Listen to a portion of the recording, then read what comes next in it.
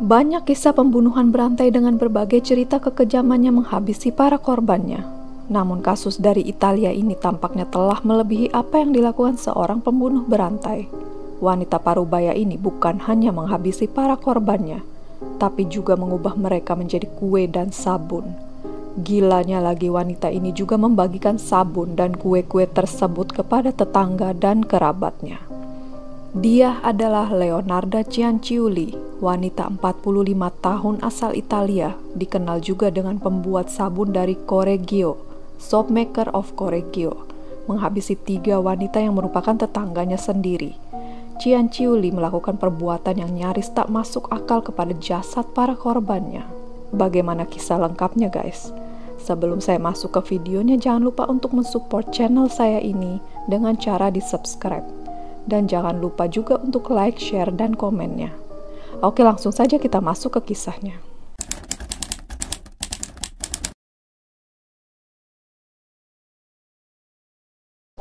Sepanjang sejarah, orang-orang yang menjadi pembunuh berantai biasanya memiliki masa lalu yang kelam atau berasal dari keluarga yang tak harmonis. Cianciulli barangkali masuk dalam 2 kategori tersebut. Lahir di Montella Avellino pada 18 April 1894, wanita ini telah beberapa kali berusaha untuk melakukan bundir saat dirinya masih berusia belia. Namun usaha bundir itu dapat digagalkan. Cianciulli kemudian menikah dengan seorang pegawai kantor bernama Raffaele Pansardi saat usianya 23 tahun. Sayangnya pernikahan itu tak direstui orang tua Cianciulli. Pasalnya sang orang tua telah menjodohkannya dengan pria lain. Entah apa yang salah dengan pria pilihan putrinya, ibu Cianciulli mengutuk putrinya tersebut. Menurut cerita Cianciulli, hidupnya berantakan setelah itu. Pada tahun 1921, pasangan itu kemudian memutuskan untuk pindah ke kampung halaman Pansardi di Lauria Potenza. Rencananya mereka akan memulai kehidupan yang baru setelah sebelumnya berada di Montella tanpa dukungan orang tua Cianciulli. Bertahun-tahun tinggal di sana, Cianciulli justru seringkali berurusan dengan polisi karena terlibat kasus penipuan. Cianciulli yang sempat ditahan tahun 1927 kemudian bebas. Setelah itu pasangan ini kembali pindah. Kali ini tempat yang dituju adalah Lasedonia. Namun tampaknya nasib baik tak memihak mereka. Baru beberapa saat merasakan hidup damai, rumah mereka hancur diterjang gempa Irpina yang melanda wilayah itu tahun 1930. Pasangan ini kemudian pindah ke Correggio Reggio Emilia di mana mereka kemudian membuka sebuah toko kecil di sana. Cianciulli dan suaminya dikenal para tetangga sebagai orang yang baik. Mereka terkenal ramah dan suka membantu tetangga. Tak heran pasangan ini cukup dihormati di lingkungan tempat tinggal mereka. Cianciulli dan suaminya sebenarnya beberapa kali harus kehilangan anak mereka. Bertahun-tahun saat harus pindah dari satu kota ke kota lainnya, mereka harus merelakan 13 dari 17 anak mereka meninggal dunia, bahkan saat usia mereka belum mencapai 10 tahun. Hanya 4 anak yang akhirnya dapat bertahan sampai usia dewasa. Hal ini menjadikan Cianciulli sangat ketat menjaga anak-anaknya. Sebenarnya saat dirinya masih muda, Cianciulli pernah mendatangi paranormal yang membaca garis tangannya. Cianciulli diberitahukan bahwa ia akan melahirkan anak-anak, tapi anak-anaknya itu akan meninggal di usia muda. Sang peramal juga melihat jeruji besi penjara di tangan kanan Cianciulli dan rumah sakit jiwa di tangan kirinya. Ramalan paranormal tersebut tampaknya sangat berbekas mendalam di hati Cianciulli. Ia yang kehilangan hampir semua anak yang dilahirkannya, kemudian menjadi terlalu protektif pada keempat anaknya yang tersisa, terutama pada anak laki-laki tertua yang merupakan anak kesayangannya. Namanya adalah Giuseppe. Pada tahun 1939, Giuseppe harus bergabung dengan angkatan militer Italia sebagai persiapan Perang Dunia Kedua. Mendengar rencana putranya yang akan berangkat ke medan perang, pikiran buruk mulai menggelantungi Cianciulli. Ia begitu ketakutan kalau sampai putranya tewas dalam peperangan dan tak pernah kembali lagi. Ia tak mau mimpi buruk itu menjadi kenyataan. Wanita parubaya itu kemudian berpikir bagaimana caranya melindungi Giuseppe. Entah setan apa yang merasuki pikiran Cianciulli, sebuah ide gila masuk ke dalam otaknya. Agar anaknya selama bertugas, ia memutuskan untuk melakukan pengorbanan manusia. Itu artinya ia harus mencari orang-orang yang akan dijadikan korban. Qian Qiuli kemudian menemukan target korbannya. Mereka adalah wanita-wanita parubaya yang tak lain adalah tetangga Qian Qiuli sendiri. Korban pertamanya adalah Faustina Seti. Ia adalah perawan tua yang datang pada Qian Qiuli untuk meminta tolong padanya mencarikannya pasangan. Qian Qiuli lalu mengatakan bahwa ada seorang pria yang akan berjodoh dengannya tinggal di Pola. Ia lalu meminta wanita itu berangkat ke sana. Namun sebelumnya Qian Qiuli mengatakan bahwa wanita tersebut tak boleh memberitahukan hal ini pada siapapun juga. Seti pun setuju. Sebelum berangkat, Qian Qiuli mensyaratkan wanita itu harus mengirim surat pada keluarganya, mengabarkan bahwa ia baik-baik saja. Qian Qiuli juga menerima pembayaran sebesar 30.000 lire sebagai jasa pencarian jodoh. Sebelum berangkat ke Pola, Seti mampir ke rumah Qian Qiuli. Kedatangan wanita itu ke rumah tersebut ternyata adalah kali terakhir ia terlihat masih hidup. Di rumah naas tersebut, Qian Qiuli menawarkan segelas minuman anggur pada Seti yang telah dicampur obat sebelumnya.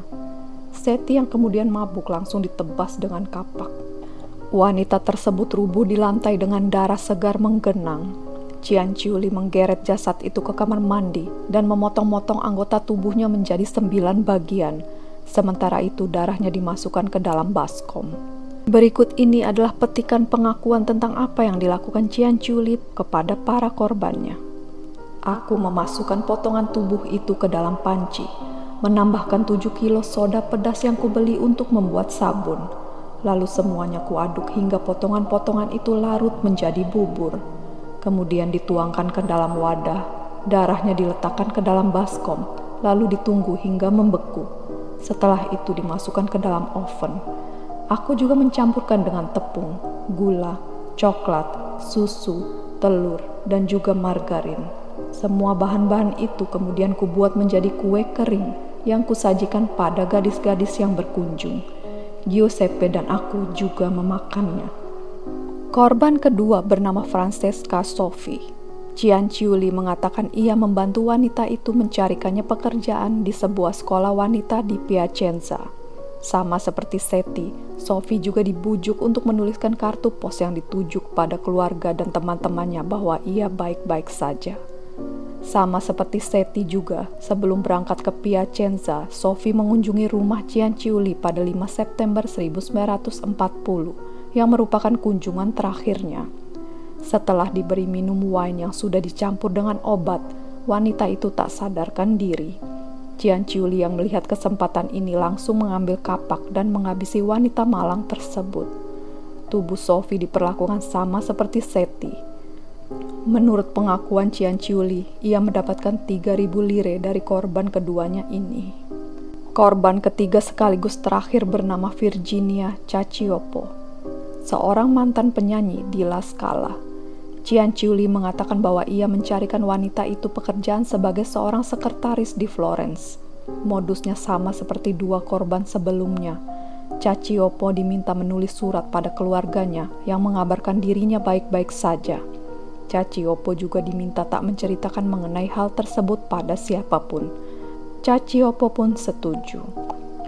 Pada tanggal 30 September 1940, ia mengunjungi rumah Qian Qiuli yang merupakan kunjungan terakhirnya.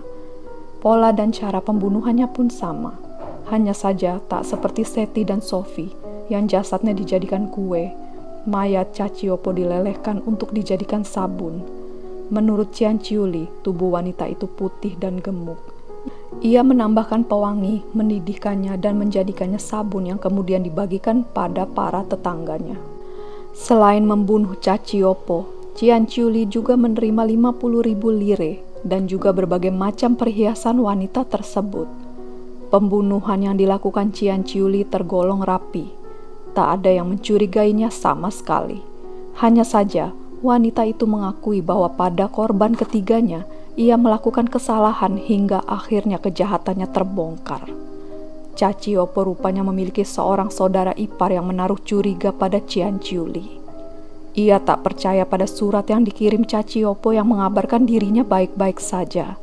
Terlebih lagi wanita itu melihat Cacioppo terakhir kali melihat masuk ke dalam rumah Cianciulli. Namun setelah itu tak pernah terlihat lagi. Saudara ipar Cacioppo itu kemudian mulai menyelidiki Cianciulli. Saat malam tiba, ia secara diam-diam masuk ke dalam rumah Cianciulli dan menemukan bukti pembunuhan. Wanita itu kemudian melaporkannya pada polisi. Cianciulli yang diinvestigasi menolak segala tuduhan bahwa ia telah membunuh Cacioppo. Polisi kemudian mencurigai yang melakukan pembunuhan itu adalah Giuseppe putranya. Namun setelah putra kesayangannya itu dituduh bersalah, Cianciulli segera mengakui perbuatannya. Bukan hanya mengakui tindak pembunuhan keji yang dilakukannya, wanita itu juga menjelaskan secara detail apa yang telah ia lakukan pada para korbannya, termasuk memotong-motong tubuh mereka, merebusnya hingga merubahnya menjadi kue dan sabun. Cianciulli ditahan di Reggio Emilia pada tahun 1946. Dalam pengakuannya, ia tampak tak menyesali perbuatannya. Cianciulli dinyatakan bersalah dan dijatuhi hukuman 30 tahun penjara dan 3 tahun masa tahanan di rumah sakit jiwa. Di tahun-tahun terakhir masa tahanannya di rumah sakit jiwa, ia meninggal dunia tahun 1970 pada usia 79 tahun.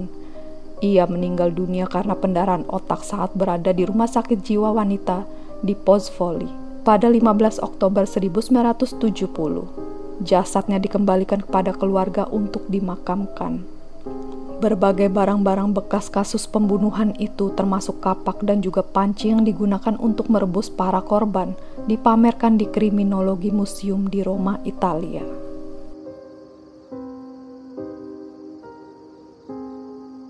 Nah, itu adalah kasus dari Leonarda Cianciulli. Bagaimana pendapat kalian guys? Jangan lupa tulis di kolom komentar ya. Sekian dulu video dari saya. See you in my next video and thank you for watching.